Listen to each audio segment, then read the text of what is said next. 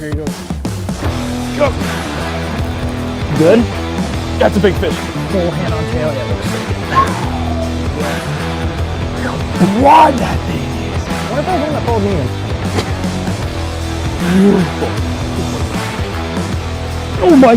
That's a big fish. Limp. This would have been waiting for all day. That's over 6.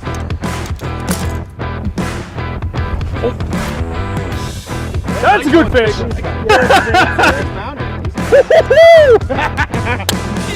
Donkey. That's a heavy spot. Oh my God, please get the net. Please get the net. I got you, buddy.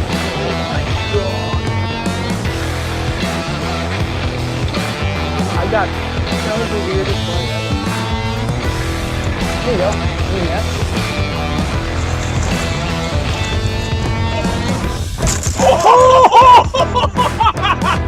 What the? Oh yeah, he's got another 4.5. Oh my God. This might be it. If I can land this fish. Holy sh!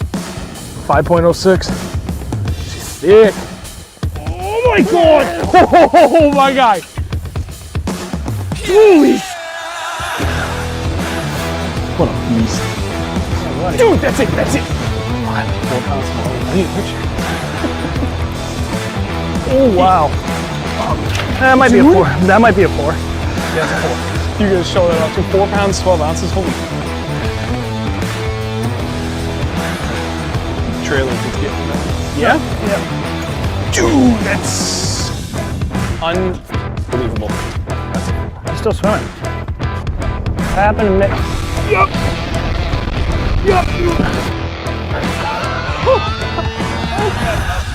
5.3. Sorry for freaking out. My first fish of the year. There we go. That's a big fish. Thank you. Yes, sir. Yes! 4.14 though. Gee. Here we are. How's everybody doing tonight? Aloha, friends. We have a lot of people in here. I did actually see somebody write aloha. Really? I did. I thought I did. I don't know. We got Gordy, Kevin, Dave, Jim, G, David, Jake, T-Money, Scott, Kevin, Royal Chiba, Dan. Hey, friend. We're going to talk about your show quite a bit today. Adam Wood. We got Crazy Hick Bait, Northeast Bass. Oh, my God. Michael Bradley, Z20. Nate. Hey, friend. Hi. Hey, you want to sling some big baits on Sunday? Come along with us.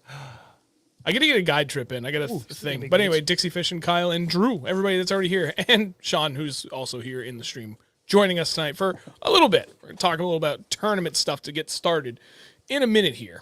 But yeah, I gotta get some guided trips in if anybody wants to come out fishing with us in Massachusetts for a little cold water excursion. The option's open. We're going out Sunday. Might free that up. Nate's got first refusal though. Nate, you let me know. I got a toy I want to buy. You know TJ? Sean, you know TJ. Yeah. That turret he built himself for his live. Did you purchase one? I'm about to, baby. Oh, okay. Especially after the last few trips trying to use that thing in the wind. Yeah, it doesn't really work well with spot lock if it's on your trolling motor, but the separate pole is definitely the way to go. It is. And well, you know what? I guess it depends on what you want to do with it. Like in this case, I am struggling to use my forward-facing sonar to specifically keep like the bait in view of it and track it back. Which, do I need to do that? No. Do I want to? Absolutely. And having that separate turret is going to make that infinitely better. And like I was out, you weren't there, but this past Sunday at a tournament, especially another subscriber of ours, Jake, who I've been fishing with twice now, wicked nice guy.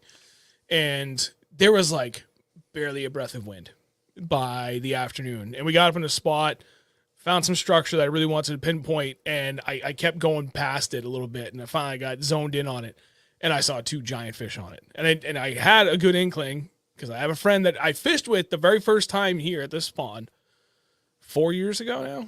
Yeah, just about. And he like told me about it, so I always had in the back of my mind, went and checked it out, and 2 giant fish. But like trying to like fish past it and track my bait to it and past it was like, it was just enough wind. It was hard with the ghost to try and like keep that lined up. I'm like, you know what? I want the turret.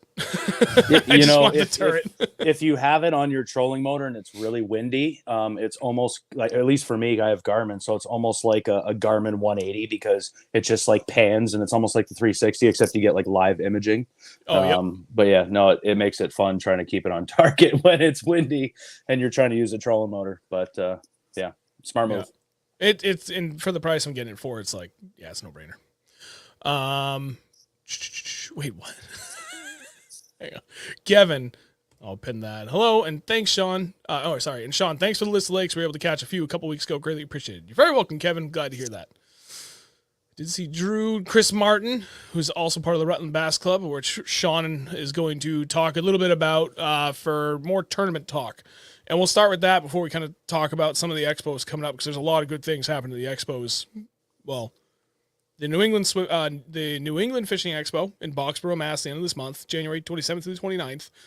The New Hampshire Outdoor Expo, which is middle of March, and then the Northeast Swimbait Expo, which is the exact following weekend. That's back in, I think, Stoughton, Mass. I'll have to look it up when we get back to that, but we got a lot to cover. There's going to be a lot of show specials you guys don't want to miss out on.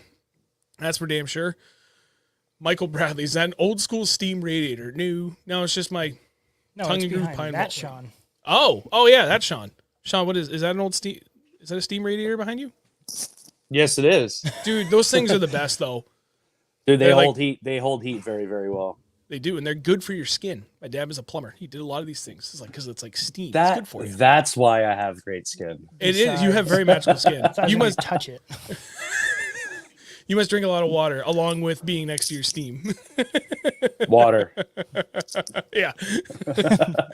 Oh, God. Michael Bradley, South Jersey. Oh, David Roy joins us. Dave Richardson. Oh, man. A lot of people in here. Love it. Jason Sturbridge. Thank you. That's what it was. And JP. But, all right. Enough of the introductions. Let's dive into it. We're going to start with kind of talking about tournament plans for 2023 because we have our friend Sean Miller here. And you know what, Sean? Do us a quick favor and just introduce yourself, your social media and everything so people kind of get to know you a little bit. And then we'll talk about the Plunder Bay Open coming up on June 10th on Lake Champlain this year. Sure. Thanks for having me, guys. Sean Miller, SPM Fishing on Instagram and TikTok, and also part of the Rutland Bass Club as well. So I appreciate you guys having me on here to kind of talk about what we're doing on Lake Champlain this summer. So opening day, June 10th, Saturday, we are bringing back the Plunder Bay Open. And some people may be familiar with the Plunder Bay tournament that has been run for a few decades now here in Vermont on Lake Champlain.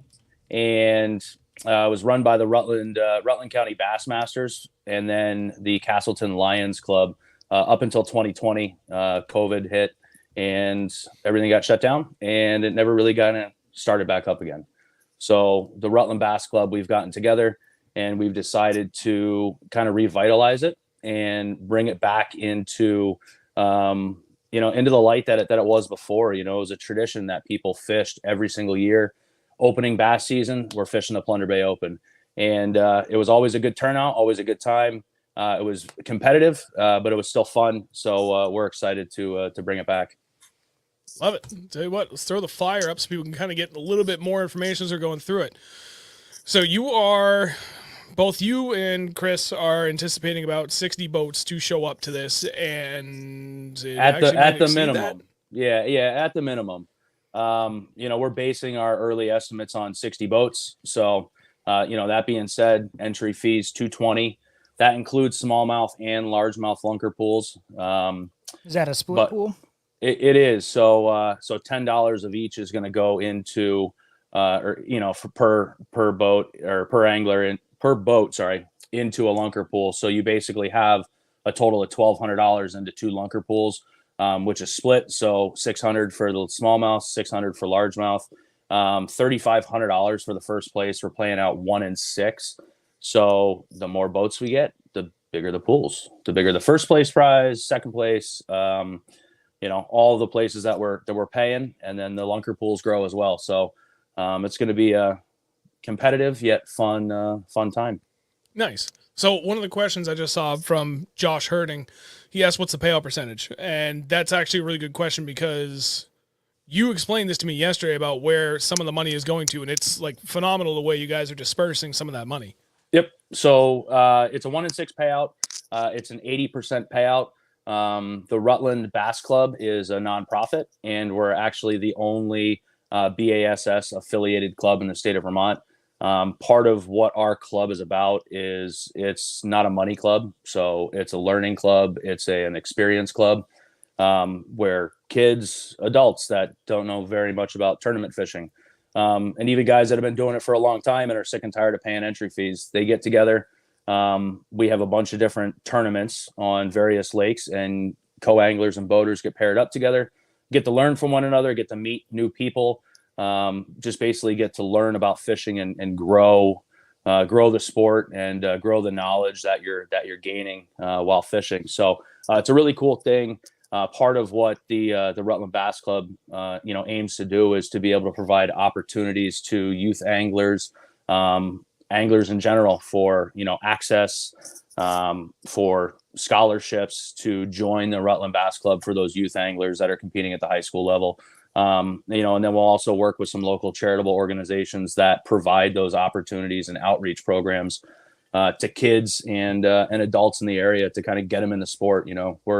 We're ambassadors of the sport, and it's our job to kind of pass it along to the next generation and keep the fire alive in people, show them what tournament fishing is about without money on the line. So Rutland Bass Club is a really cool thing. I've really enjoyed it, but we're always looking for people to join and kind of share the love of fishing and spread it around. So. Oh yeah, I like Sounds it. like a lot of fun. Actually, I want to bring this back up because one of the things I was going to ask that I checked the flyer for first. What time is the tournament? 7 to 3. So tournament first flight takes off at 6:30. We will be there very early. But it is early, right? But how's that? All tournaments are early. How's that morning bite on Lake Champlain, right? So pretty magical. I mean, maybe. I don't know. Yeah. So we gotta leave at like. We gotta leave here at like 2:30. No, we're gonna leave here the moment you get to work sleep in the Friday driveway. night. We're gonna sleep somewhere. I don't care if I get to get a hotel or an Airbnb. Which, by the way, anybody looking at doing this, there's tons of Airbnb options up that way. And even if you find a place like an hour, 45 minutes out, that's still way better than if you're down our way. This is like a 3-hour drive up there. So any time saved is time. Just sleep right in my driveway. You guys are welcome.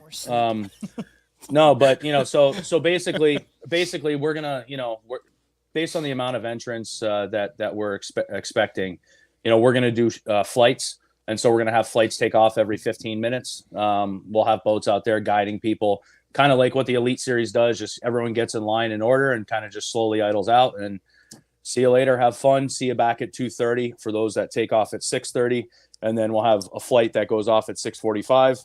And then they're due back at 2:45, so on and so forth. But yeah, it's going to be structured. It's going to be organized. We're going to have a lot of fun. We're going to have some cool things going on.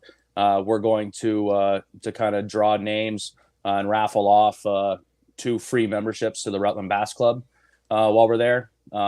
Thayer's Marine is one of our sponsors for the event as well. So they threw in a cool prize that we will unveil shortly here. Nice. Ben's Tackle Shack as well. So we're working with those guys to really put on a special event. Always looking for more sponsors. So for those of you out here, shameless plug here. We're accepting sponsors. We're limiting it at 25 sponsors. If you'd like some more information, just go to our Facebook page. It's Plunder Bay Open on Facebook. Send us a message. Myself or Seth Richardson will get back to you. We have some information about sponsors. But we're just trying to raise some money to be able to do some cool stuff in the community centered around fishing and, conservation, that kind of stuff. So definitely a cool thing, but we want to make this a tournament that it always has been, and it's kind of for the last 3 years hasn't happened. And it's time to bring it back. So nice, man. That's what I like to hear. So for anybody else that is listening, if you know of any companies that might be interested in wanting to be able to sponsor this, if you can't remember how to reach out to Sean, by all means, reach out to us directly. I will get you in touch with them. I have no problem doing that. I'll facilitate that. So by all means, hey, there you go. Jason from Crazy Hickbait Company raises his hand. He wants in. Sweet. So for all of you anglers, sponsors, I guess I'll kind of talk to everyone here. I will be down at the New England Fishing Expo and helping out my friend Dan Kenny and Ben down at Ben's Tackle Shack. So I will be down there Friday, Saturday, and Sunday at the Ben's Tackle Shack booth. I'll have flyers for the tournament. I'll also have tournament applications. So bring your checkbooks. That way you can give me a check for $220 and solidify your spot in the tournament here. But if you have any questions, I'll be happy to answer those down at the New England show. It's going to be a great time. Everyone come, buy stuff, bring lots of money. And yeah, we hope to see you all there. But yeah, gonna be a good time. Nice. I like it. Kevin, you're going to regret that. I just pinned his comment. Ben's for rent. How much? How much here, Kevin? Everybody bring a 10. Is because if the nightly fee is low enough, it may be cheaper than my mortgage, Kevin. Just be careful here. Seriously. And you're closer to Champlain too, so that's a dangerous thing. Nice. So, there was one other question you might know the answer to because you're kind of more familiar with that area. Is there any difference to opening day between Vermont and New York? I don't believe so. That might It's be gotta be just like reciprocal. like a Champlain thing. Yeah. Champlain is open. Yeah. So New York, I'm not entirely certain when New York's opening day is, but I want to say it's the second Saturday in June here as well. There are some other tournaments going off on the New York side that day as well. But we're in the Plunder Bay Marina. It's a private marina on the Vermont side. So plenty of parking for boats. We are allowing people to launch at other boat launches on the lake. We're not really advertising it for permitting Reasons. things, but you are able to come by boat and then just check in at the dock. You'll walk up to the registration table. We'll check you in there the morning of. We'll do live well checks, the whole 9 yards right there on the water. And then those of you coming by car or truck, hopefully truck if you're pulling a boat, we'll do it. We'll do it in the parking lot. We'll get you all set up and ready to go. But it's going to be a good thing. I saw here, Kevin Joyle. So on the Facebook page, I will be posting a link to go to the Rutland Bass Club's website, where you will find a PDF of the application form that you can print out and fill it out, sign up. Ryan, there's a tournament out of Thai that day too, so Kevin, good luck with that. Tell people about that one. anyways, you can print it out off of the Rutland Bass website. We'll have it pinned on our Facebook page for Plunder Bay Open. We are accepting checks only at this time because Venmo is sometimes not friendly with an influx of money coming in for this stuff. So we're doing checks only. We're trying to keep it clean, trying to make it a lot, very easy to kind of organize and make sure that everyone, gets their check in and has a fair opportunity to be included. We are cutting off registrations on June 8th. We'll email everyone. We'll also put the flight numbers and everything like that into an email and then on the Facebook page. But head over to the Facebook page for some more information, or just shoot us a message and we'll definitely get back to you. Perfect, man. You answered the next question I was going to ask, is how you're going to handle flight launch numbers. And actually, this is something I've given a lot of thought about because when I do some of these bigger tournaments, takeoff is always a nightmare because people just, for some reason, refuse to communicate during takeoff to be figure out what number are you? What number are you? What number are you? Okay, let's all kind of try and get in line and hit number one's always minute, leaving from the back. Yeah, blasting and through it's everyone. Excuse me. they call your number excuse and me. you're scream at the top of your lungs wacky waveable inflated alarm guy in the back. Ah, it's me, I'm coming through. And there's 30 boats in front of you. They're huh? And, you know what? Coffee From hasn't kicked me, in yet. my opinion and hope for everybody listening that wants to be involved in any tournaments, not just this one, for the love of God, with the last 15 minutes, pretty much everybody's in the water. Everybody's just okay, I'm ready. Let's call these numbers and launch and go. Start organizing yourselves ahead of time. It doesn't take that much effort. It makes just the whole morning process go a lot smoother. It makes it easier for people trying to take off the whole 9 yards. Communication is key, and it's your best friend too. So utilize it. Make morning tournaments go a little bit more efficiently. Yep. Well, Champlain is second Saturday in June in New York. Oh, Yep. Yeah. So same That's day. Same day. So to answer your question, it is going to be a random draw on the takeoff. So we'll have all that stuff done ahead of time because we want to let you know what flight you're going out on. So we'll do like a random number generator. We'll generate all the takeoff numbers there. That way, everyone has an opportunity to be in the first flight, be taken off number one, or last. yep. Nice. But there's man. plenty of fish to catch. So yeah, it's gonna Yeah. be a good time. We're really looking forward to it. We'd love to see you all there and just have a good time, man. There's spread the word, share, like on Facebook, and get your friends, get your co-anglers, sign up. Come see me at Ben's Tackle Shack at the New England Expo to sign up. Get your application in. Bring a check, please. And we'll see you all there. The more the merrier, and the bigger the payouts. So it's a win-win for everyone. I tell you what, I'm thinking ahead here. Maybe we do look at an Airbnb and we go up there Friday. Oh, it's okay. So here's a question I want to ask: is there a cutoff? Are you shutting the lake off to any participants, or are you just it's wide open and just be there for the tournament?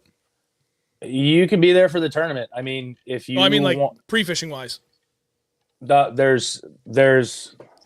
It's the day before, right? At midnight, the day before, it's shut off. You can fish it the day before. That's totally fine.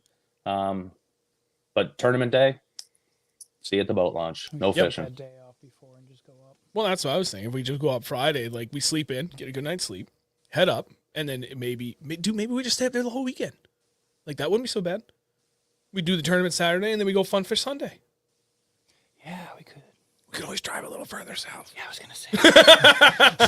Could probably drive a little further south, or head north. Either way, it doesn't matter. West. There's a couple of other like 20 miles. Oh yeah, Lake George. Have you fished Lake George, Sean? I have not, and the main reason because they charge you to launch your boat. We're not going to Lake George. We're going to Maine. Yeah, like you need to stop at the town hall and like buy a registration permit to launch your boat for the day, and they charge you based on how long your boat is. I don't know. Yeah, I mean, I heard, dude. Come on. I heard it's pretty epic, and I kind of want to do it, and it's close to me, but there's a lot of good fish in there.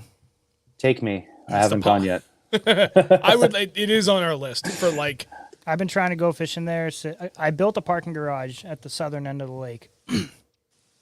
And I went up to the lake just to check it out, and it's crystal clear. And I saw a couple smallies just kind of cruising around the flats. I was like, oh, man. And it's kind of cool, too. Like a lot of people don't know, but Lake George actually feeds into Lake Champlain. Mm-hmm. Yep. Okay. Well, okay. We'll make a trip of it. Just thinking out loud for things I want to do this summer. Not tournament related, but I want to do Lake George, and then I want to go to Oneida. Same. That's on my list this year. I'm definitely going to hit it up with my brother. We've been trying to get out there, and we've always just come up with an excuse to like go to Ontario or something because there's only tiny fish on Lake Ontario. But yeah. No, dude, if we're going, I'm seriously going to try and plan an Ontario trip for October or November. Yeah, when I went down this fall, it was absolutely magical. Like my brother will tell you, it was probably one of the best days of fishing I've ever had, and not really in numbers, but in quality. But we also caught some good numbers. But it was just, it was pretty awesome. And I'm just waiting for my brother to light up the chat saying that I lost the biggest fish of my life on Lake Ontario. Probably. I remember hearing that story. I can't say what I really think it was, but yeah, crap. Well, Oneida. So if we do Oneida, it can't be a day trip because it's 5 hours straight driving to the ramp. So at the very least, we're gonna have to probably stay somewhere. Like we'll have to leave Saturday after you get to work, and then we won't get there super late. Like even if we're on the road by 4, we'll be there like with a couple of stops by 10. Just grab a motel somewhere. Fish, and then I'll mind making the 5-hour drive home after because I've done that several times. Well, literally, obviously, every time we've gone up to Lake Ontario, we fished the day that we left, and we ended up fishing for like 4, 5, 6 hours, whatever it was, and then longer than we should be. Yeah, all right, 7-hour ride home. We'll leave at like. But it's not that bad of a drive home. Noon, and then It's like 2:30, 3 o'clock. Like, all right, let's get on the road. Rolling into town on fumes, but so like a night like as long as I get a place to stay the night before, that's a total doable. And I have a guy, our friend Joe said he knows a place we could stay, so we have options. But there's some cool Airbnbs and a bunch of Amish around there for firewood, so we can make like a fun weekend out of it. Dude, we should go. We should try and get some trout again. Oh, that was so good. Dude, that was if you do it right, you can hit the Pulaski River and go for the steelhead and stuff like that too. So got dinner for a week. Yeah. For you, a night for me. Maybe I won't be sick this time. Oh God, I hope so. Is there any other questions or anything like that I missed in the comments here? I'm trying to keep up with all of them. I went through and I was double checking. I'm pretty sure you covered absolutely everything. There was only the one question about when it was opening day for New York versus Vermont, but that seems to be all squared away in the question in the comments. See one. He asked, I forget who it was, but they asked if it was if you had to be a team or if you could do singles. You can do singles. That's why we put on the flyer that there's a maximum of 2 anglers per boat. That does not mean, guys, like bring your grandmother out to sit on the boat and watch you guys fish, right? 2 people per boat. But if you want to fish it as an individual, it is $220 to enter. And if you win it, you take everything and you don't have to split it with a partner, but two anglers. Well, and now I'm curious. I'm not necessarily gonna challenge that per se. I'm curious about what about kids, and the only reason I bring that up is my dad and my uncle were like the two that raised me fishing, and they brought me to a tournament. It was the hell was it? The Networks like big bass tournament on the National River, and they ran it for ages, and like they had like hourly prizes, and then like the end of the day, I think it was like once every 2 or 3 hours. It was like whatever biggest bass was inside that window, or if I think it was every hour, you like won a little individual prize. And at the end of the day, it was like they ran prizes for the top 6 fish. And they brought me along, and I was like, I think 9 years old. And I caught the 6th biggest bass of the day. And I guess I don't remember this. My dad told me years later. They got a lot of heat for that because I, being 9, 10 years old, whatever, and when they're like, they're cheating. There was only supposed to be 2 people per boat. And they're like, and like the majority of everybody spoke up like, he's fucking 9, dude. Like, what does it matter? So I'm just curious, would there be an exception to that for kids to come along? You're just gonna make it easy, hard lock it at 2 people. I think for two. the tournament, yeah, 2 is 2. I mean, you almost have to do it for the integrity, like especially when you're talking about the amount of money that's on the line here. Yes, it is fun. It is meant to be like an annual tradition for people to fish the Plunder Bay Open.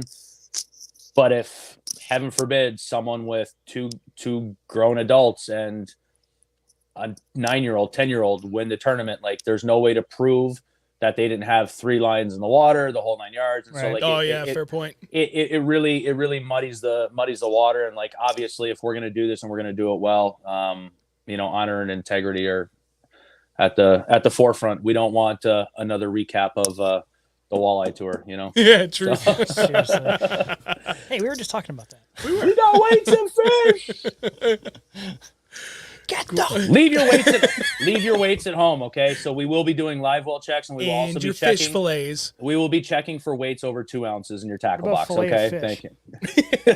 Leave my fish fillets at home, but I'm bringing my fillet of fish.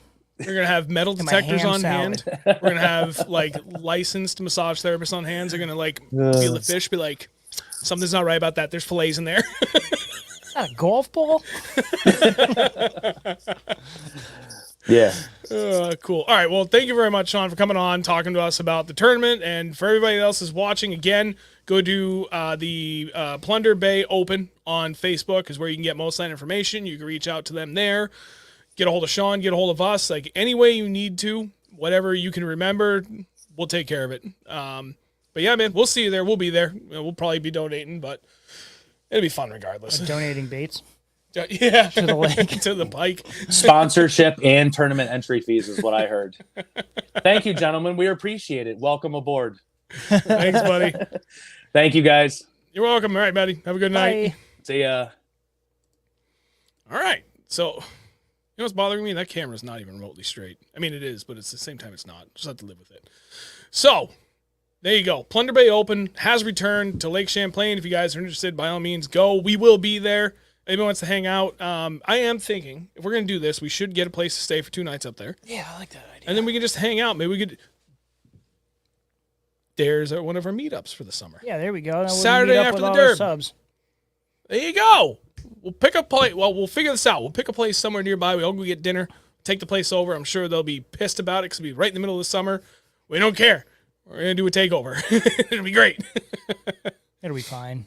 Oh yeah. Anyway, so now let's talk a little bit more about tournaments. But before we do get going, for anybody that's here, obviously, thank you very much. Always appreciate everybody that's here to hang out and listen to us ramble about everything. Obviously, keep everything going in the chat. For anybody that hasn't dropped a like yet on the stream, also please do that. That would be hugely appreciative. And what else am I forgetting? Oh, for those that shared the stream tonight, thank you very much. I think it was probably one of the better nights for like people just resharing and reposting this stuff across all social media. So for those that are doing that, like you guys are the real rock stars. The likes on this help immensely, but the shares is what really helps continue to grow for like just new people do show up, and it's been good. We can also take the headphones off because we don't have anybody else in here. Although it's, the one hand kind of nice to hear the echo of myself, so I know how loud I am. But whatever, it's much more comfortable. Also, all you great names turn green. So, all right, there is that as well. We do offer channel memberships for anybody interested. There are rewards that we are a little behind on, but we will get caught up on that. I promise. That is the focus. Look at this in like the mop. next few days. Should I shave it? Should Do I it. cut it off? Just bick Should I it. do a mohawk? We can do a live shaving. We can interview you while you're getting just buzzed. Is that this noise I make? It's like a click.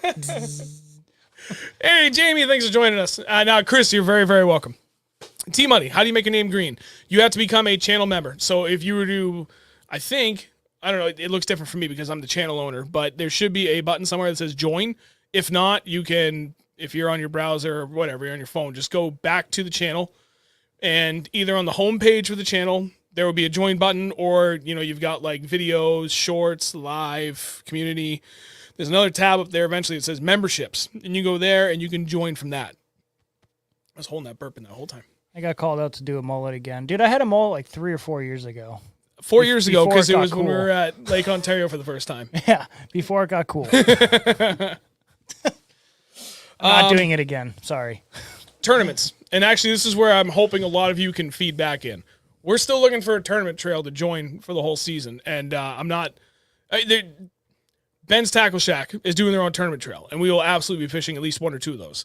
We've got our buddies at Merrimack Valley Bass Anglers. They run a great trail, and I want to do a few of those. But I want to find, what I'm really hoping for is New Hampshire Bass Nation will eventually drop whatever their schedule is going to be. But I did hear that there was a couple of key people that stepped down, the original president. And so I haven't seen anything. Usually by now they've at least posted their tentative schedule.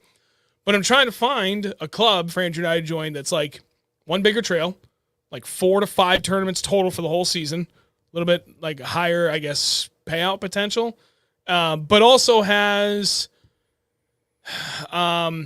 just a diverse set of locations. Like that's kind of why I'm like not really too keen on New Hampshire Bass Nation, because it's just gonna be Winnie twice, and I don't really want to fish Winnie that much. Not against it. New Hampshire TBF actually has a really good looking schedule right now, but there's 2 events on Champlain which could be good. I looked at Reynolds. Reynolds is kind of top of my list, but it's 4 Saturday events.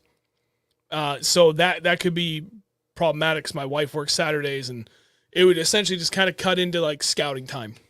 Because right now I'm working out with a wife that I'll take Friday off and she'll take the Saturday off because she's already off on Friday. So give me 2 days to go scout, and then we could fish the tournament Sunday. And then that means he doesn't miss any time from work either. He doesn't have to use vacation time. So that's the only reason why Reynolds isn't like the decision. But I'm curious. It's got ideally a Sunday, bigger money, 4 events, 5 events or less. That's really like the gist of what we're looking for. I'll him and hover some other details from there too, but I want to be able to go places other than Winnie. Like if I could just avoid Winnie altogether, I'd be happy about that. Hell yeah, that'd be sick. But it's like every big tournament in New Hampshire, just like at least on Winnie once. And it's like, I just don't want to deal with that. I could deal with Winnie once. I'd be okay with that. Once, yeah. Twice. I don't even like going up there, driving by it twice a year. Even the traffic around it sucks, let alone on the lake. Yeah. But I mean, that's kind of what the I mean, ideally, like it'd be cool if I could find a trail, and that's kind of what I like about Reynolds is like it's all over the place. Like if I could find like one big trail for us that somebody knows of that is like well run, good people, like friendly environment, the whole 9 yards. I'm not looking for people to give up their secrets to any of these. I just want to go somewhere that's like fun and cool to hang out with people, and they're all good dudes or women, and it'd be cool if we could do one that was like it's spread out everywhere. Like there is like if there was like a Candlewood, and then I wouldn't care if it was Winnie, but there was like a Connecticut, a Mass, which is kind of unlikely because there's not that many spots you can do bigger tournaments at down in Mass. What was that big one we were talking about last night? Chesapeake Bay, Candlewood, That's Thayer's. Champlain. Yeah, That's why Thayer's is out because there's no way I can go down to friggin' that's too much. no, that'd be too much for the Chesapeake. But everything else, it'd be cool. Like if you had like a Connecticut, a Mass, a Maine, and New Hampshire and a Vermont. Like if that was like the 5 derbies and across 5 states, like that'd be awesome. I don't want to start my own trail, dude. There's so many trails. So I'm just curious. So I did see going back through. I haven't looked at the Rutland Bass Club yet, but they're just like primarily Vermont anyway. Champlain Bass Series, that's true. I'd probably get my teeth kicked in. Well, we would get our teeth kicked in a little bit. We just haven't spent quite enough time up in that body of water yet. I'd still give it a shot. I've been there 4 times, I think. 4 times, 5 times. Yeah. Oh, the Cash and there we go. The Cash and Rods North Tour. Okay, I'll take a look at that. Wait, Grat, New Hampshire Bass Nation, Winnie, Hinsdale, Moordam. Wait, nope, I'm out. All right, the last thing I want to do is fish Winnie twice, and more than anything, Moordam. I understand why they want to pick. Just a pain in the ass, dude. With like F that dinks place everywhere. Yep, and then it's like almost every year it's like 4 bass at 1 pound each, and then the winner comes up with like 1 4-pounder or something stupid. There's like one random good freaking big fish that shows up every once in a while, and then it's just.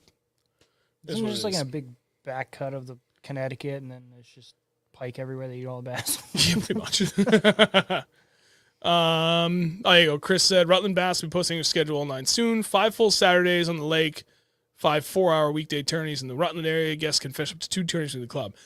I got to avoid, if I can, I'm going to avoid Saturdays. If I'm not going to avoid Saturdays, then I'm just going to try and fish. Like I'd rather fish the Reynolds because I know a few guys that fish it. They fish it for years now consecutively, and they love it. They say nothing but good things. So Reynolds is still kind of the top of my list.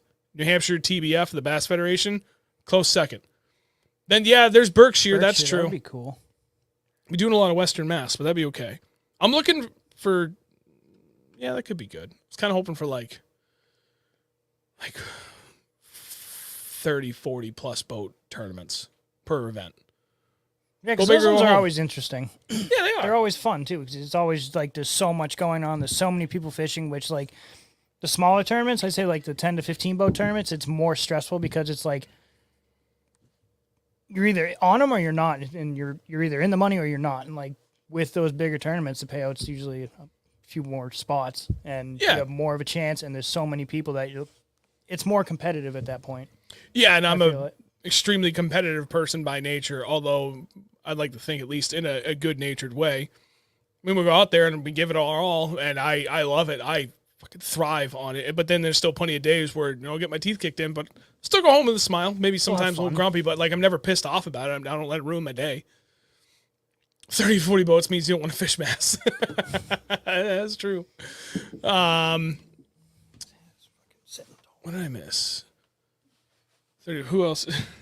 Dan. Yeah, Dan, I saw yours. So actually, no easy way to share it. So if you guys are interested for a Mass trail, as I already said, the Ben's Tackle Shack tournament trail, they released theirs Saturday, March 18th, Webster Lake, Saturday, April 15th, Quabog, I always get that wrong, / South Pond, Saturday, May 13th, Lake Cochituate, I always get that one wrong, Saturday, June 3rd, Quinsigamon / Flint, Saturday, July 29th, Manchog, dude, come on, Massachusetts, your lakes.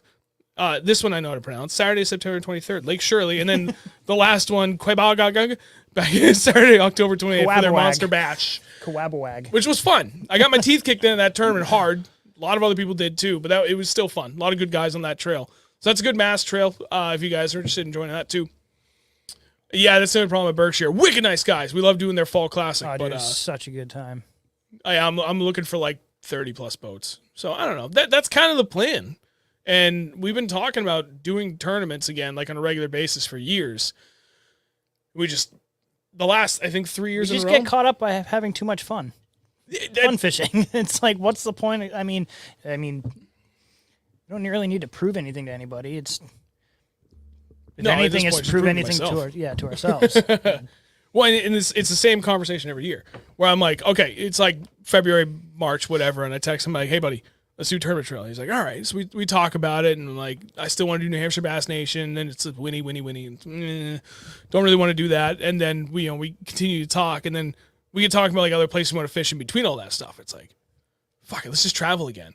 And then I have compounded on that for the fact that I've changed jobs almost once a year, every year for the last 5 years. So not having that stability and not having the accrued vacation time, like just trying to make it work, and especially around young kids. Well, now my youngest turned 6 in 2 weeks. Definitely life is a lot easier at home. My oldest is 10 and a half. He helps out immensely. My wife, like everything's just easier around the house. So it's like, couple that with the fact that I finally have a job I freaking love. And I have more vacation time than I ever had in my life. It's like, okay, I give this an honest effort. Do I need to go out and burn vacation time for these tournaments? No, but I would like to. If I'm going to do this, like I want to do it my way, do it proper. There's definitely going to be some events where it's like, okay, I'm going to go up there for 3 straight days and just electronics and just graph and look at stuff. And then other days where it's like, we'll probably pre-fish the weekend before, get a lay of the land and just go send it. Because I don't know, it's at that point that we've reached that confidence level where we wouldn't even be considering this conversation. Yeah. Although, to be fair, we had that confidence a couple of years ago. Now we have the time and the confidence. Kevin, Kevin? I want to know more about that. If anyone military vet, first responder New Hampshire's Armed Force Fishing League, which I'm going to try this year. Oh, okay. There is an email I need to get back to still where we are invited. There's going to be a veterans event on Winnipesaukee this year. And they asked if we would be willing to come up for that. And I could go to Winnie for that, for sure. We're definitely going to do that. That would be fun. I've heard nothing but good things about those events, and it would be nice to be able to do that and just to help pay it out or pay it forward, and that'll be good. Yeah, I'd like to. Oh, that's right. The ABA series. American Bass Anglers has circuits in Connecticut and New York, but I don't think they have had New Hampshire circuit the last few years. But those are draw tournaments, not buddies. Ah, okay. I know the ABA series was another one I was thinking about. Midwest Fisherman. By the way, new name and logo is fantastic. Thank you. Appreciate you.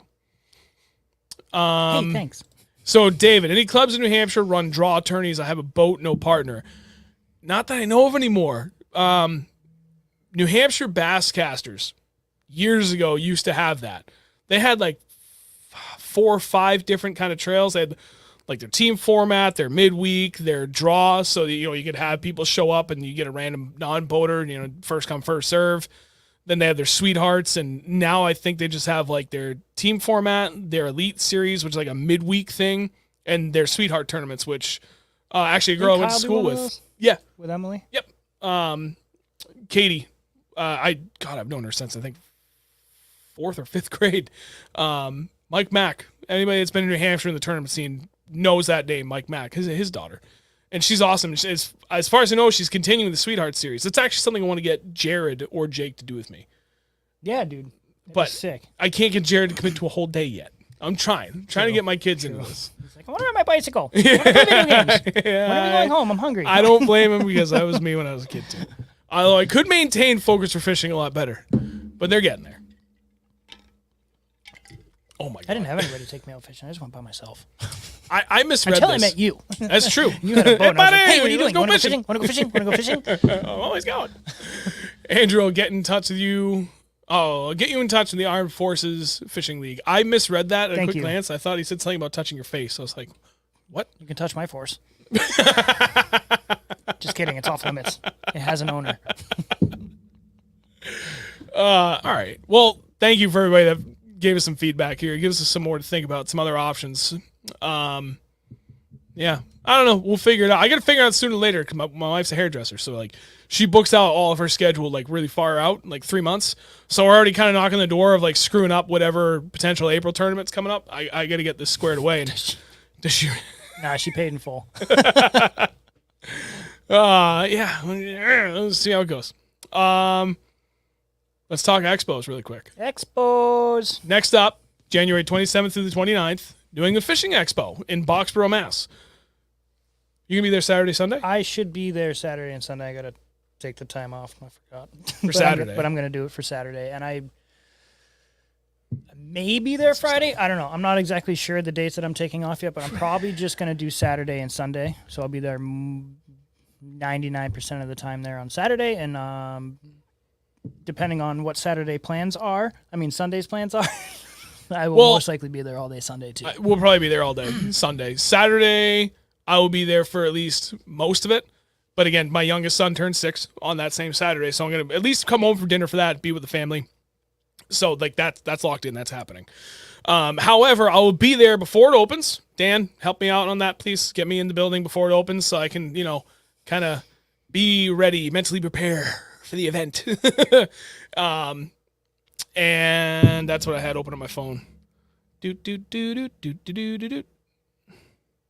we go. So, no, calendar, come on, focus. Oh, for God's sakes. Oh, Vance. Month. You haven't been here in a while. There we go. Oh, Vance, hey, buddy. Okay, so at the very least, again, first half of Saturday, we'll both be there, or at least I will. Sunday, we'll likely both be there all day. We're going to be bouncing around between doing seminars on the hog tank, which is the actual like fish tank in the back room where there's usually like boat vendors and stuff, where Ben's Tacker Sack booth will be. And then Friday is to be determined. I think right now I'm probably going to work Friday, but like a group of us are going to go out for sushi after you're out of work on Friday. Ooh, I forgot about that. Soul Korean Kitchen, baby. We're going. Yeah. Or we can make everybody come to Yoshimama. There's no losing in either one of these scenarios. Was that the place that you brought? When the hell did we go there? We went, not Yoshimama, the other place. So that we came back from the Expo, I think, on the Sunday. That what it was? I'm positive. There's no other reason why we'd be down there without the boat. True. key distinction. No. It's when we dropped the trolling motor off or picked it up. We either dropped We wouldn't it have off gone or that way. We digress. Whatever. Anyway. Sushi on Friday. Sean, I already told you about it. We'll get it, dude. Vance, you don't have to apologize. Sounds good. Okay, We're going to get there. There's going to be freaking 69 people watching. There's going to be 69 people sitting at the booth that we're Damn. Killing it.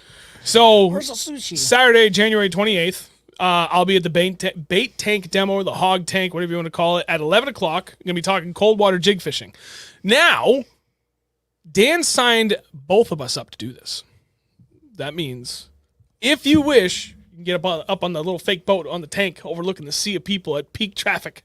We can talk. That's tough for me. We'll see. You can just shout out like whenever I like, you know what, you could be my support in the crowd. Whenever I get a brain fart, just yell, "You're doing great!" I'll be your heckler. And then Sunday at 11 o'clock, back up on the tank, and I'm going to talk about ice out baits and tips, which is something that we've talked about quite a few times on the stream. Both of these are going to be easy for me. Let's face it. My confidence is extremely high. You know what? If I could get through talking to like 40 high schoolers about fishing for half an hour, I'm pretty sure I can handle talking to a couple of hundred adults, all like-minded people that don't really want to be there, my peers. I'll be okay. Only minimal panic attack. Just whatever you do, do not nice recreate my art on that sign. Oh, dude, let's do it, Alec. I'll make like one of the funniest things. I'm just gonna get up there and I'll hold the sign up and just gonna get right down. Like, nah. I'm gonna take a page out of the Buffalo Bill fans page book there years Should I just ago. do a seminar on the depths 250. Yes. So what you want to do You is wanted me to do just jigs, catch but I fish. like this more. Sorry. Think of it like a jig, but also like a jerk bait, but also a glide because it is a glide. But you just kind of move it like this, and then like your biggest fish in the tank eats it. That's just kind of what happens. I don't know what I'm doing. I don't know how this works, but it works. You get up on the tank. I'm gonna make a sign. There was a game where the Pats, when Brady was still with them, played against Buffalo Bills, and it was one of the funniest signs I've ever seen. All of a sudden, camera pans across. The guy's holding up a giant billboard. It says Tom Brady sits when he pees. He does though. I'm gonna write that. Andrew sits when he pees. I sit when I pee. I do sometimes. Actually, a lot of the time because it takes longer at work. So that is the plan for the New England Fishing Expo. Now, shows, like show specials. Ben's Tackle is running a bunch of specials. So if you guys are looking for like just general stuff, they're going to run stuff from Lose. I think he said Strike King. I think he said Duck It. I'll have to double check. But regardless, if you're out there looking for general tackle and gear, there's going to be a lot of really good sales on that. For those with a little bit deeper pockets, Bass Fishing Electronics is going to be there, and they're also running a bunch of show specials. You do not want to miss out on that. I think he posted something on Facebook. earlier. Yep. About it. Yep. And actually, it might be on Instagram too. He's pretty active on both. More on Facebook than Instagram. It's just an easier. It's just an easier way to broadcast better details. Instagram's it's good for pictures. For like promotional purposes, it's a little more difficult. Trying to think who else. I mean, dude, there's gonna be tons of people there. Excuse me. I know Lose and Striking are gonna be there, which is awesome. If we can, we'll try and spend a little time with them. But I tell you what, for the most part, we're just going to be kind of floating around, talking to people. We're going to be there hanging out with the Ben's Tackle Shack tent as well. By all means, if you see us, stop, say hi. We'll be sure to say hi. Yeah, just give me a high five. Yep. I like those. He's just like walking around the last show. He's just like, dude, I got like 30 high fives. That's pretty sick. Okay, now if you have really, really deep pockets, there's a lot of swim bait stuff too. I'm pretty sure Warhug, yeah. Pasong from Sherpa Swim Bait's going to be there. Yeah, he was there last year. I walked in there, Yeah. and he's like, "Yo, dude, what's up? Check out my baits, buy one." I was like, "Yeah, they're expensive." I do want one of his though. I want a crawler. Yep, I want one of those. I know Lanciotti's going to be there. Piz is not going to be there. I forget who else is going to be there. Tell you what, though, the website, Dan, if you're still here, correct me if I'm wrong, but you should have vendor lists. If not already, then extremely soon. Doesn't matter. There's going to be so much stuff. Wait, who's not going to be there? I Pasong? think, yeah. Oh, no Sherpa this year. That's all right. There's still plenty of others. But we're going to jump a little out of order. Going into March, then there's the Northeast Swim Bait Expo, which is checking. Damn it, he didn't send me that one. He sent me the New England Fishing Expo. I want to make sure I get the name right. Google will find it. New England. Hey Siri. No, Northeast, not New England, you dummy. Who's going to win? When's I'm going to win. I'm going to win. You're distracting Siri. No, I'm going to win. I won. She doesn't know. I didn't get that. Could you try again? No, he already Saturday won. and Sunday, March 18th to 19th at Sturbridge, Mass. There it is. Thank you. That's going to be good. It's at the Sturbridge Host Hotel and Conference Center. I went last year. He said got a spare for the Defiant. And we got to meet Oliver Nye and Riley behind Big Bass Dreams, and that was awesome. It's kind of like the beginning of the, not quite the beginning. Like no, because we had him on before that. Yeah. And then I got to go down and meet him. Yeah. Which obviously worked out really well. But yeah, dude, it's great. There's tons of like MGC Fishing will be there, which they should also be at the New England show, and I think the New Hampshire Outdoor Expo. And they have, if you want to buy one, they do have Depth 250s there. I might get another one. It's behind the TV. From them? No, I just no, got one. no. I know. You got that. Yeah. So there's that down in Sturbridge, Mass. The weekend before, the 10th, 11th, and 12th is going to be the New Hampshire Outdoor Expo. That one I'll most likely be at all weekend. The Northeast Swim Bait Expo will probably just drop down on Saturday, hang for a few hours during that. But Sunday, because it's definitely fishing season, so we'll be fishing. New Hampshire Outdoor Expo, probably be there Friday and Saturday, and then we're going to be fishing Sunday. But you know what? We're going to be at all three expos. So at any point you guys want to come down and say hi, by all means, look for us. We'll keep you posted through all social media, let you know where we're going to be. It's going to be great. Northeast Bass. I'm not going to that swim bait show for financial self-preservation. Can't take it with you. That, what he said. Dude, when I went down there and I was walking around, I was like, like I could literally hear my wallet crying. It was bad. There's so many good baits down there. Tons of crazy good bait makers. Quite a few guys sold out pretty damn fast. Guys were had to like limit what they were doing for how fast they were selling things. There's tons of good gear too, like so many good rods and reels, like apparel, like you name it. It was a good show, and I really think that this year is going to be even bigger and better. So you can't go wrong with any of that. Andrew, you used the face weight on the 250? Nope. No? Nope. Haven't actually messed with any of the weights on that thing. I just, out of the box. Send it? Send it. Yep. Full send. Sent. Sent. Sent it did. Was that your bait? Oh, wait, hang on.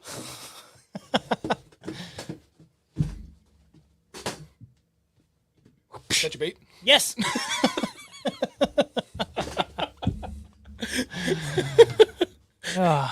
Thought my heart fell out. That was scary. I got you, boo. Jason, do it. What was it? Alec, are you guys doing a booth or sharing with the New England Expo like last year? No sharing booth this year. Not doing a booth ourselves yet. I debated it for the New Hampshire one. Still haven't decided yet. The only problem is we can have one set up. Well, no, because if we have one set up, then we have to be there. I'm not opposed to that. It's just, what do we bring? I have a bunch of decals. I can order hats and T-shirts. Those sold. We can just have a hangout. We can bring a Potentially couch hoodies. and hang out and have the flipping thing, and then just have People better video start playing. donating, because I can't afford just to go out there and not try and make money back Well, on that. true. Yeah, you're right. I simply can't afford it with all the things I got to get done for my boat between, like the last want and then repairs and get ready for tournaments and paying for tournaments this year. Like, I just don't know that I have the money. And then if I were to go and do this and then put up the capital towards all of the apparel to then hope it sells at the show too, which I'm confident a lot of it would. It's just like, it's tough trying to find balance with all that. Although if we brought these hoodies back, I tell you what, when I do these again, it's going to be a pre-order this time. Because that was by far one of the scariest financial things I have ever done. Thousands of dollars out of my pocket to, please sell. And, we're growing and stuff. And, you guys are amazing, the things you've done for us. But, it's like, you just never know until it actually happens, whether or not, okay, did I make a mistake? But thankfully, everybody came through, and these sold, literally within days, which is awesome. But then again, if I'm going to do it again, I'm going to do a pre-order. We should actually have that conversation. There you go. Put Andrew in a bikini at the table with a donation jar. We would be rich. No. Oh, yeah. Yeah. All the moms walking around. Hey. Damn, girl, you harder than I am. Sorry. Did that one slip? We're going to get banned. No. Live show for the New Hampshire show. Dude, I talked about that the last 2 years in a row, I think. And I would like to do that. I just don't the logistics behind it more than anything is internet connection. This whole thing is very kind of bandwidth intensive, especially trying to broadcast in HD. There's a lot of equipment that we would bring, which wouldn't be really hard to deal with. It's just a matter of how the hell you go about setting it all up, safe transport to get it in. How does that work with people? I got to give that some more thought, but that could be fun in and of itself. Grad, how much did you pay? Yeah, Jamie knows what's up. Wait, we got the 250 boner? Vans hide the MILFs. Oh, that's the original. That's the OG name for them. Yeah, more hide the gilfs. Alec watched the Bass and Bruce episode, didn't he? Wait, whoa. Wow. Whatever. Bring this. Wood sell chairs. I think the slide swimmer is a little overpriced, and plenty of other small garage-made glides around the same price. You can get that, perform way better. Okay, well, I have a lot of big fish in it to show for it, so I'm glad I spent the $200 on it. I'm not going to disagree with them because I haven't used any of those other ones or even seen them in action, so I have nothing to base it off of. I just got to say that what I've seen that slide swimmer do is insane. So really, it's one person can be down at the table, one person can be up at the bed, one of the headsets. So basically, one person can be just. Cool. Thank you, Dan. You're just giving clarification on how we do the tank demos. What? I don't even know. It's phone's going off. I need to get some to try when scoping. Ooh, $169 for the hookup tackle. Ooh, that's actually a good price. Hey, you know what? Josh, I'm glad you brought that up. There's one thing I wanted to talk about. By the way, we can talk about anything else tonight. We're already an hour in. Anything you guys want to bring up. I want to bring the conversation back to forward-facing sonar for a minute. Before I had it, how many times we used it? 3 times each? Being in somebody else's boat, kind of fiddling around with it. Me, once. On Kyle's You boat. actually using it? Kinda. Looking at it. Okay, but Actually using it on your boat. That's it. Are the turrets for sale for the live, and if so, how much? Z20, can you elaborate, please? Okay, but anyway, you've seen how it works. We've seen people that we know are hammers before they even had it. Mm-hmm. And we've seen what they can do and what it doesn't do at all, which so many people, especially on social media, particularly on Facebook. I'm not going to lie, it's pretty hard to use. Right. And like everybody's just like all up in arms, like, oh. You put it's it down, ruining you the see the sport. fish, you catch them. Not even freaking close. You still got to fish the same way you do, even if you didn't have it. I have maintained since day one that people said that are idiots. Having used it myself personally for 4 full days now, I can say with extreme confidence, those people are fucking dumbass morons. Like they've surpassed idiocy. And the fact that anybody even thinks that makes fish just like magically jump in the boat or magically bite your shit, God, you are dumb. It is by far the coolest technology I have used yet on my boat. It is cool. It's definitely cool. But to get used to it, to fish with it, because when I'm fishing and I'm actually like concentrating on what the hell I'm doing, I'm not staring at a screen. I'm feeling that rod. Like I'm literally just like the only thing I can feel is the freaking rod and the reel, and that's it. Or if it's a chatterbait, I feel the bait. Freaking, that's all I feel. And I'm not sitting there focusing on that. I'll look over to see if there's fish there or not, but I'm not actually focusing on the live. It's got to be something that I use a lot more just to get used to, like watching the fish and like Yeah. it's just so used to not having it. It is exactly what we thought it was going to be, and we're using it exactly as we talked about. There's been times where I'm like, you know what? I'm going to lock in on this and just like play with it. And it's been fun. It's been eye-opening, both good and bad. And it's been cool to be able to see like how many more fish there are than we ever thought there would be, how more active they are, how much faster they move around, and how much more they move around than I ever thought they would.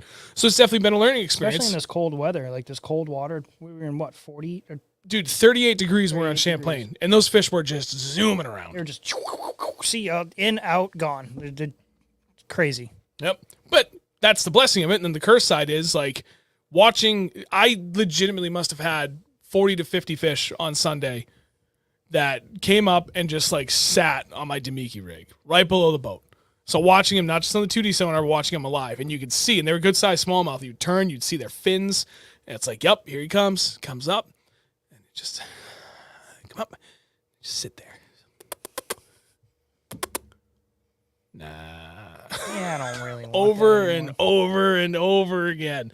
And it's cool. Like, you know, it's a different animal when you see it on 2D sonar because that cone, this is why I wanted to keep 2D sonar on my boat, by the way, because that cone angle on it is definitely wider than the way my active target transducer is. So I could see fish below the boat inside of the range of the cone from the 20 built-in degree, I deucer.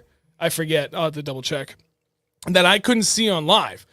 Despite what looked like the fish were directly below the boat, but they weren't. They were kind of off to the side a little bit. So it's nice to have that kind of feedback where it's like, yeah, I can see the fish right below me on live, or I know there's fish within a decent range of the boat too. But one thing that we got to continue to work on is just trying to hone in, like keeping a bait right in view of that window, and playing around with range on it is making things easier. But man, I have maintained since day one that anybody that thinks that having forward-facing sonar makes fishing easier is a fucking idiot. Mm-hmm. And again, after 4 consecutive fishing trips using it and like just really playing with it in every way we talked about, just using it for like, okay, scan around. Yep, no, they're fishing here. I'm just going to do what I've always done. And then like, I'm going to lock in on this and just play with it for like 2 hours and just focus on it and see what I can make happen and stuff. It's like, y'all are idiots. Not you all, just people in general that talk about it. I don't know. Oops, I went on a rant and I scared away about 15 people. Sorry. That's fine. It happens. I am curious if people are just tired of hearing about it, or some people are like, I can't get that, so I don't want to hear about it, or I don't really I think I'm care. retarded. I think everybody thinks that. That's fair.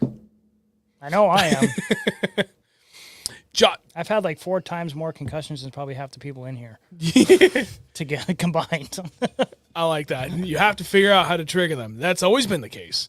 It's just Now you're Josh, watching you know. them. Yeah, now you get to watch them and like trying to figure out. My God, I thought I was like kind of figuring it out, but then when I looked around and realized like nobody else was really catching anything at the same time, with the exception of like one dude. But what he was doing was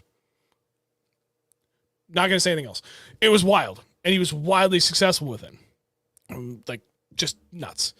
What, this past weekend? Yeah. Yeah, I heard. Yeah, he told me about. What the hell? Okay, all right. I mean, I guess it works. No, it was awesome. When he told me, I was like, hell yeah. It's freaking awesome. Wish I had thought of that. I mean, to an extent, we've talked about it. We've just never actually done it. Yeah, I don't know. we have kind of, but not really grinded it out. Not like this, that's for sure. Jake, after 2 years with Active Target, I still predominantly use it to look at cover structure weed lines. Yeah, and that's still what I plan on using it for, or I look forward to, is just kind of reconfirming like what's around me and stuff. But I want to continue to use it to get that feedback from fish and just learn these nuances. MZ20, I'm looking for a separate pole for live sonar. Bass Fishing Electronics is going to have a few down there at the New England Fishing Expo. I've talked to them. I've talked to a bunch of other people. The Cornfield Crappie Live Sweep, I think is what it's called. But from Cornfield Crappie is the company. They're one of the best ones out there. I've seen, I think it's the DD26 is another company. That looks really good. Oh, what the hell is that one that Alan Albert has? Straight Up Mounts? No, that's a different company. Then there's the Right Height turret, which I've heard things about. There's another one that's kind of like, it's still low key in the sense that like they haven't really made a lot. But this one's cool if you have an Ultrex.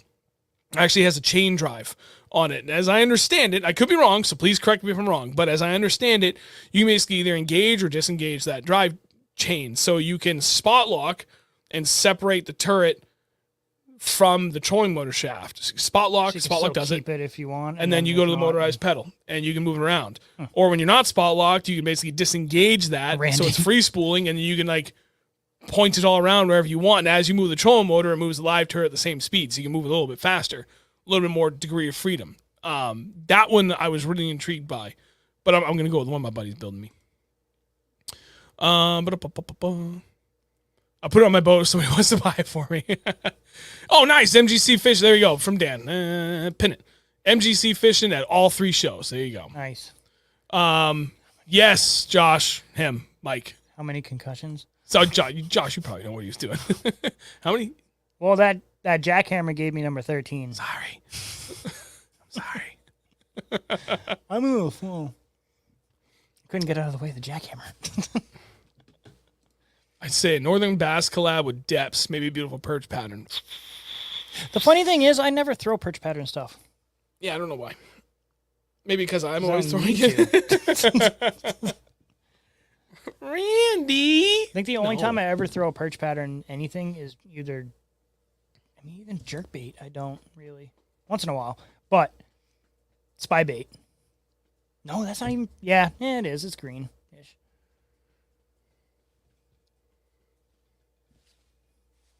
I actually painted my last perch one a different color because I didn't want a perch. No, one of those spy baits we throw it is like a really nice, like northern yellow perch. Yeah, that greenish, that really light green one. Yep. Yeah. Which I can't remember if that was one of the normal ones or one of those limited edition ones. Because like they had the Great Lakes editions one, they had the smelt, the goby. Yeah, I think they had a perch one in that. There was only 3 colors. But Yeah, I forget what the third green one It was. was I don't think it's up there anymore. I think I put it away. somewhere. I like this comment. Of all the things on my boat, Spot Lock is definitely the best upgraded in recent years. I haven't. Yep. That and then once he got 360, then 360 and Spot Lock together, deadly combination. Yeah, it is.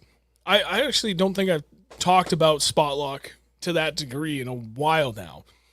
But to kind of reiterate a previous point that I've made several times, if tomorrow my boat burned to the ground, insurance covers it, whatever, okay, I gotta go buy a new boat. I would buy the newest boat I could get with another Lowrance 52-inch Ghost. And after that, I would try to figure out how to at least get 360 on a 9-inch screen and 2 7-inch screens with even decent side imaging. And I worry about refilling and the rest after that. Mm-hmm. Spot Lock would be my number one thing. Spot Lock and 360 are like when I get, not if, it's when eventually I will get my own boat. Those are the first 2 things I'm doing to it, is getting a trolling motor with Spot Lock and obviously some good 2D sonar and 360. Yep. Dude, even if it's the original 360, that's Fine, it still still works. I great. still see structure. It's still there.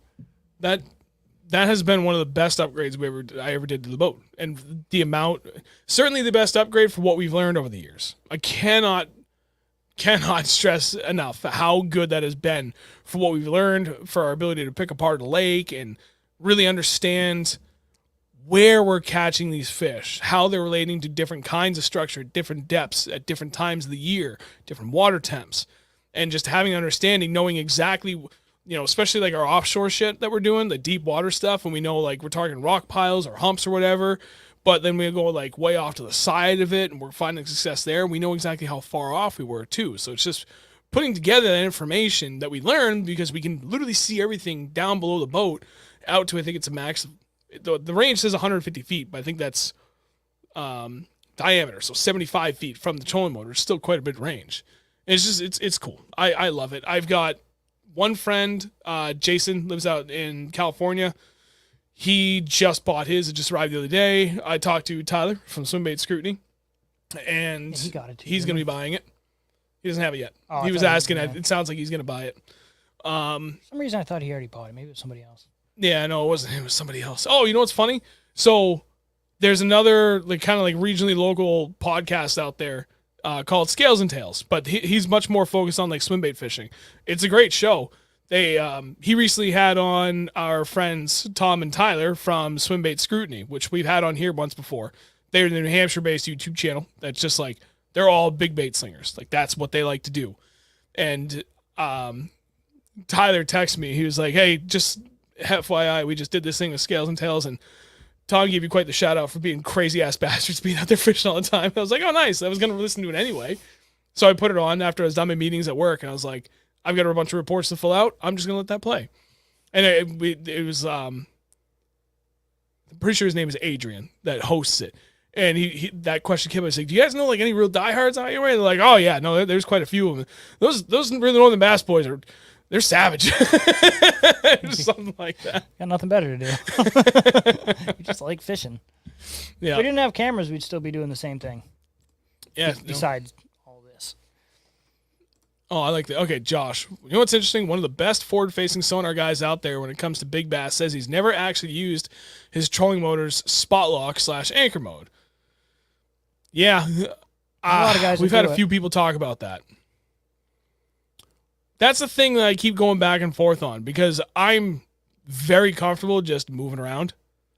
But there are times where we're also extremely successful just locking Sitting down in one spot, and sitting and there for hours. picking it apart. And if it's not from that one spot, we unspot lock and attack it from a different angle. Yeah, literally 100 feet away. And it's one of those, I guess it's one of those, if we're doing that, we really don't need the turret, We don't. because we're just picking it apart with 360. But I kind of want the turret, if at least just for a season, so that as I'm getting acclimated to it, and we continue to fish the way we have in some cases, we can spot lock and then pick it apart and really see what it is we're seeing as we're attacking it from different angles. I think being able to have that option would be nice. But it is going to suck if we get there's still plenty, there's at least a third of the year where we're just constantly moving. Yeah. So to not have it on the trolling motor, you know what? For days like that, it's actually really easy to move, I think. That's something we should explore. When I get the turret, we should explore an easy way to be able to move it from the turret to the trolling motor. And I think we can do that with some fancy clips, which are kind of the ones I already have on there. They'd have to break away, though. Yeah. But that would be for days that we're fishing places we're not going to run around like crazy. Right. But if we know we're not going to spot lock, we just want to move around, I bet we can do that. Not going to spot lock. Yeah, I know. Thinking. Grat, I've heard that from many people, and we've seen it ourselves. I can see these big fish are usually loners, and you can hunt them with forward-facing sonar. Yep, 100%. Spot lock is great. Yep, Josh, there again. I'm super successful with forward-facing sonar on some days in anchor mode. I've caught fish below my boat in forward-facing when I'm in anchor mode in 5 feet of water. Yeah, I'd believe that. Believe that in a heartbeat. I don't know. I'm going back and forth on this. Like, there's a part of me that really wants it, but there's another part of me that's like, do I need it? And you can make the argument you don't need 90% of the shit you have on your boat. We don't need any of it, really. No. It's nice to have.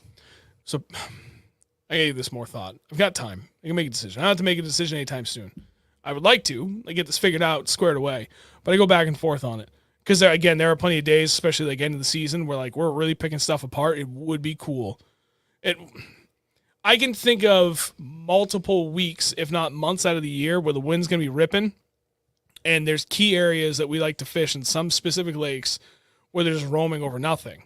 And to be able to spot lock out in the middle of nothing, if the wind is beating the crap out of us, and then still be able to use the turret, the forward-facing sonar separately on the turret to be able to really hunt them down and figure out where they are, but then pinpoint our approach to them.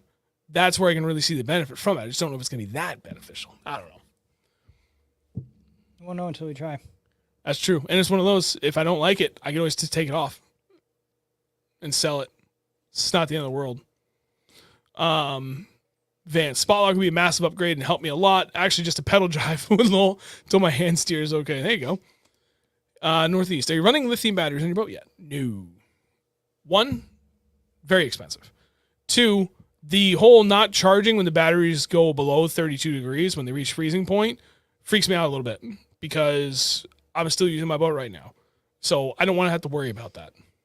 Could always switch it over in the fall, but at the same time, it's just kind of a pain in the ass to get in there and swap all the batteries over again. Right, and then I got to maintain my 4 AGMs during the summer. Right. And it's just not worth it. Not yet. And I know you can get like the heated battery wraps for your batteries, but I don't want. It's just another thing you're gonna put in the boat that could potentially go wrong, and it's just like I don't want to deal with it. I said that the price point isn't close enough yet. And I was approached by a company about a month ago that makes lithium batteries, that they talked about a deal, and I was like, no, I can't, because the prices are still too high, and the deal you're offering to me is just not even remotely close enough. We live down to make south it where worth it's it. always warm outside, and it wasn't an issue. It's no brainer. No brainer. But we live up here in the Northeast, where if you're still out there fishing on the boat like we are, is there really a point besides the weight to get them? Higher capacity. You get a lot more power out of them. So you just get more capacity. They last 12 hours just fine. Well, and that's the thing. Yeah, the way we have it. The benefit for me to go to lithium right now would be I could go from 4 batteries. You wouldn't have any draw loss. 2 on my trolling motor and 24 volt, 2 that are linked in parallel right now for all of my electronics, like literally everything else for the boat. 2 just for trolling motor, the other 2 for everything else. I could, in theory, go to 1 lithium for everything not my trolling motor, and then 3 lithiums for my trolling motor and go to 36 volt configuration. Or you could just get one big 36 volt battery. Yeah, but then you have to get a different charger for it. Yeah, because it's freaking huge. Right. But so like I could do that and I wouldn't have any power loss and I have this giant trolling motor. And then I think it'd be 130 pounds total savings is what I calculated. And it's like, it's a stupid amount of money that I don't have. I would love to, but it's a cost thing at this point. Kevin, I just purchased a 2019 Lund Renegade. Has 2 10-foot talons, but has a Fortrex. Debating switching my power drive with spot lock on it or keeping the Fortrex and get the live scope mount. Throw the freaking Spot power lock. drive on there. Yeah, I'd keep spot lock. I'd prioritize that. Live scope would be cool. I'd spot lock. T-Money. Do you guys mostly fish jackhammers and are they worth the money? Just because I don't know if I'm ready to drop $17 on a chatterbait. And what's your opinion on the Thunder Cricket? You first. They're both freaking good. But I really haven't thrown the Thunder Cricket too much. But I do know that the jackhammer, yes, it is worth it. If you're not going to lose every single one to a pike, it is 100% worth it. Yep. Jackhammer's a little bit louder, and I can't say for certain that it gets started vibrating easier, but I don't know. They're both kind of the same, but the Thunder Cricket is a little bit more subtle in the noise that it makes. So there's pros and cons to both of those. I primarily fish jackhammers. I have a few Thunder Crickets. I love them both. They're totally worth their money as long as you know what you're doing with them. So yeah, no, I would say 100%, absolutely. MD, forward-facing sonar is the new deal. Just like side imaging or down imaging, you can still catch fish without them. It's just a tool to have in toolbox. Thank you. Don't need it. And if you need any more proof than that, look what we did literally every year prior to 4 weeks ago. Actually, since we got it, we haven't caught shit. What? Since we got it. Since we got haven't forward-facing, caught we haven't caught one goddamn over 4 thing. pounds. Come on. See? It's more cursed We're than also blessed. going out and like knowing that we're gonna stare at this freaking thing all day. Dude, sub 40-degree water temp is tough. And then you see a It's hard. giant school of freaking white perch go by, and you're like, ooh. Yes, got one. I mean, you Speaking know what? of which, Oh, yeah. You got your new little ice rod here. It's not little. I got my new ice rod.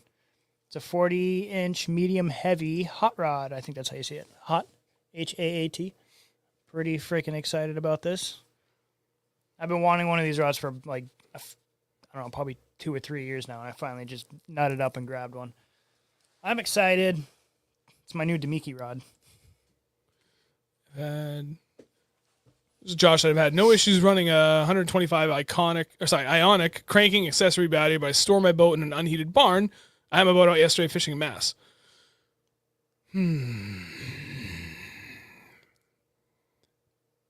Okay. It's still the cost thing. Well, I mean, once I get past that, then I got to decide, like, okay, is the weight savings and getting past, like, freezing concerns. Doesn't matter. I got to get past the cost thing. Actually, Josh, I'll send you a message tomorrow. I'm going to be fishing down your way on Sunday. Well, we are. And I'm just curious. I'll say the name of the lake. You say yay or nay. I'm just curious if you've ever been there. We'll talk later. I think I should be relatively close to where you live. Now I think about it. I'm going to fish a little bit further north than we usually do when we go down here in the winter.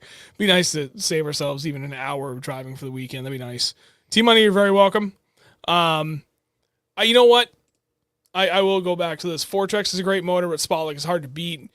Fortrex is like, as I understand, one of the most bulletproof trolling motors out there, and the Ultrex is almost the polar opposite. Yeah, I haven't broken my Fortrex yet, so.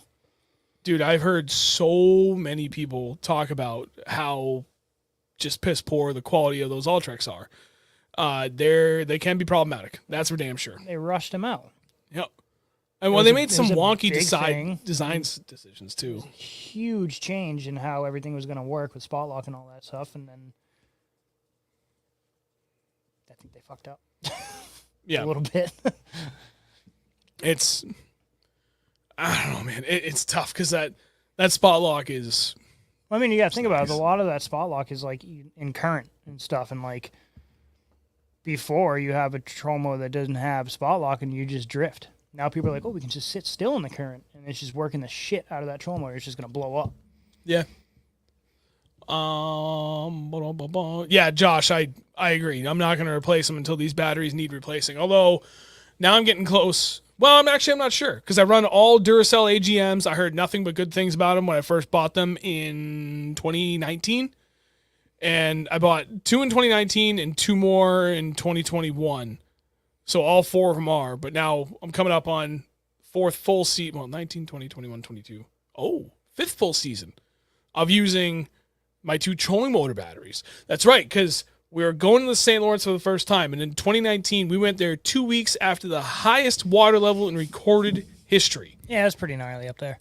And the current was unlike anything I've ever been in. I imagine that's what it's like being in the ocean, fishing through like channels and shit. 6 or 7 knots. It was stupid. Wasn't that what it was? I believe. Yep. And my batteries I had in there, I think they were just the Walmart brand ones, which had always been fine for years. They're cheap. You replace them every 3 years, and it works. But going up there for a full week, and my batteries already getting tired, I was like, not going to do that. So I did some research. I got those Duracell AGMs. Absolutely loved them. As far as I can tell, what some of the biggest AGMs you can get, capacity-wise and everything. And, dude, they're still going, even now, going out. I'm trying to think, when was the last time I went out when it was like hellishly windy? And even after like 9 hours of fishing, they weren't tired.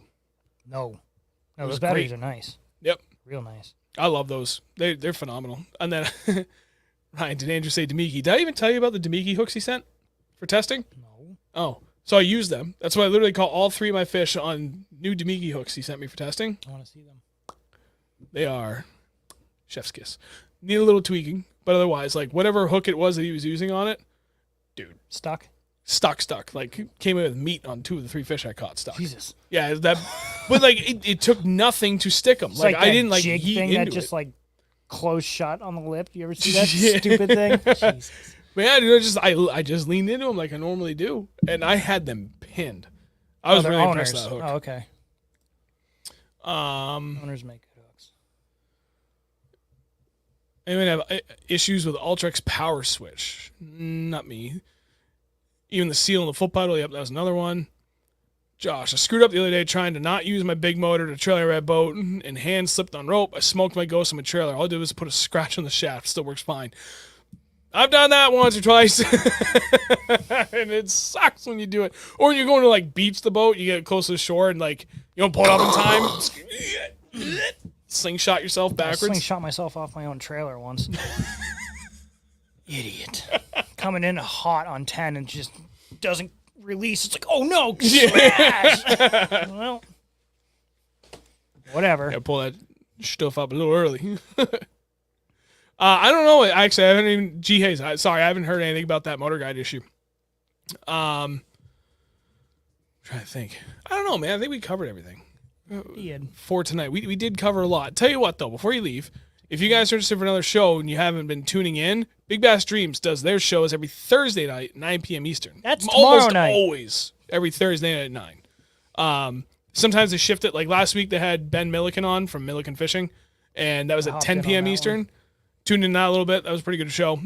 So there's always that. If you guys are interested in another show to check out, then there's always Bass and Brews podcast, which is on Spotify. Speaking of Spotify, we're on Spotify. We're on Spotify. 3 episodes, which is why I'm going to cut this one a little short tonight because guess what we get to do right after this? We have to record video intros. Yep, I had to redo those so I can get those going. So much to do. And then maybe a little Warzone afterwards. But yeah, there's a lot of good stuff going on.